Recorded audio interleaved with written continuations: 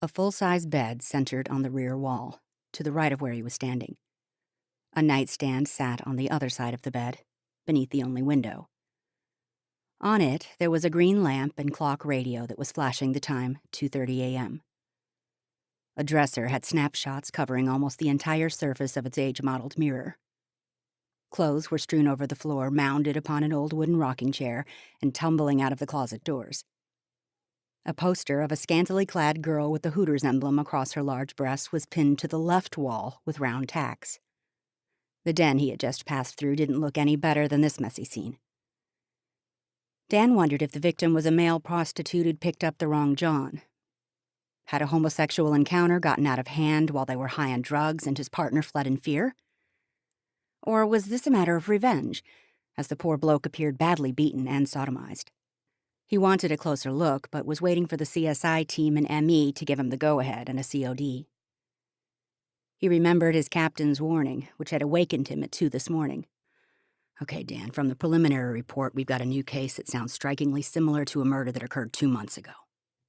I want you and Maury to look into both of them and make sure we don't have a psycho on our hands.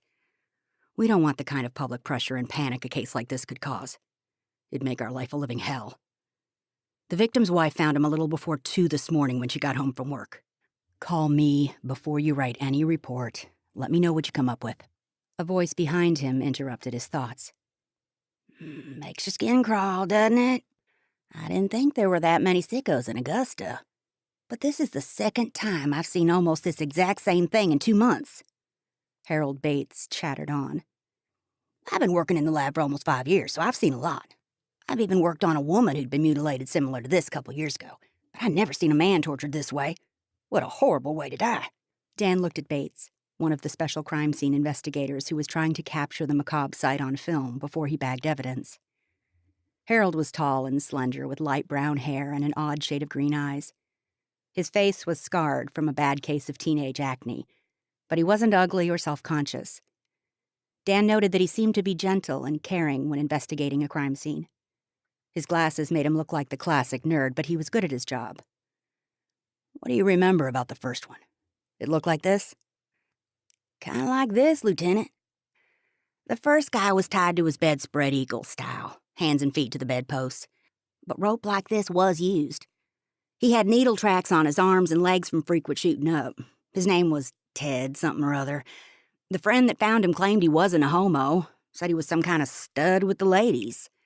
But there he was, tied to the bed with lots of wax drippings and, sex at both ends, some pretty strange sex. I've done rape kits and gathered evidence from many women, but I've never seen anything as awful as this. Now I've seen it twice in 2 years. First a female and now a male. Harold walked to the other side of the bed to make sure he had pictures from all angles.